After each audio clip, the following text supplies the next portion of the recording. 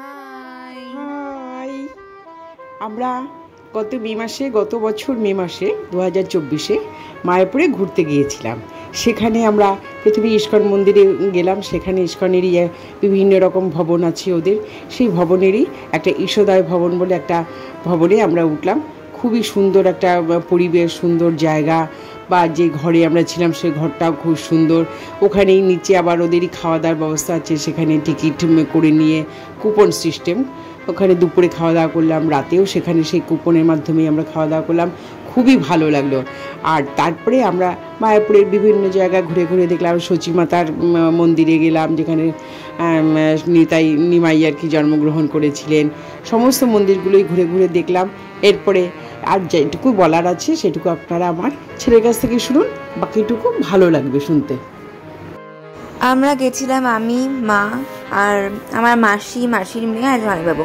বাবা যেতে পারেনি কারণ বাবার তখন অফিসের কাজ ছিল, তাই জন্য। তো যাই হোক, আমরা ওখানে ভীষণ মজা করে দিনগুলো কাটিয়েছি।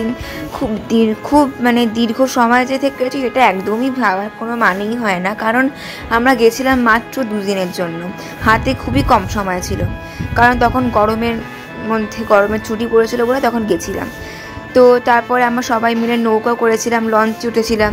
লঞ্চে উঠে খুব সুন্দর করে জলের মধ্যে দিয়ে ঘুরেছি আর প্রচুর ছবি তুলেছি। আর আমাদের যে হোটেলটা ছিল ঈশোদিয়ান ভবন, সেটা ভীষণ সুন্দর ছিল হোটেলটা, আর ভালো রুমও নেওয়া হয়েছিল। আর সেখানে খাওয়া দাওয়া জাস্ট অসাধারণ ছিল। ওখানে সম্পূর্ণ নিরামিষ খাবার, ওখানে ভেতরেও প্রচুর নিরামিষ খাবারের দোকান আছে, আর ওখানে কেনাকাটারও অনেক দোকান আছে। আমরা প্রচুর কেনাকাটা করেছি। তারপর তো আমরা গেছিলাম ধুবুলিয়া পরের দিনকেই। আর ধুবুলিয়া হচ্ছে আমার মায়ের বাড়ি আর কি, সেখানে গেছিলাম। সেখানে মায়ের অনেক আত্মীয় পরিজনদের সঙ্গে দেখা হলো, আমার কথা বললাম, তাদের বাড়িতে একটু ঘুরলাম ফিরলাম। তারপর আমরা ওখান থেকে ফেরার সময় গেছিলাম হচ্ছে একটু রেস্টুরেন্টে খেয়ে, তারপর ওখান থেকে বাড়ির পথে রওনা দিয়েছিলাম। তো এই জার্নিটা সত্যি ভীষণ সুন্দর জার্নি ছিল। আর ওখানে আমরা রাতের বেলার যে দৃশ্যটা, ওটা সত্যিই খুব সুন্দর ছিল। আমরা প্রথমে ভেবেছিলাম যে আমরা সোনার বাংলায় থাকবো, কিন্তু সেটা সম্ভব হয়ে ওঠেনি কিছু কারণের জন্য। তো যাই হোক, তারপরে আমরা গেছিলাম হচ্ছে ট্রেন থেকে। আমরা দমদম স্টেশন থেকে উঠেছিলাম, আর মাসি উঠেছিল হচ্ছে শিয়ালদা স্টেশন থেকে। তো ভীষণ সুন্দর একটা জার্নি কাটিয়ে তারপর আমরা বাড়ি ফিরেছি। তো যাই হোক, এটা হচ্ছে মে মাস, আগের বছরের মে মাসের কথা, তাই এটা ঠিক মনে নেই। তো যাই হোক, তো তোমাদের বলো যে তোমাদের ভিডিওটা কেমন লাগলো। আর মন্দিরের ভিতরে অত ভিডিও করতে পারিনি, কারণ তখন একটু সমস্যা ছিল, তাই জন্য।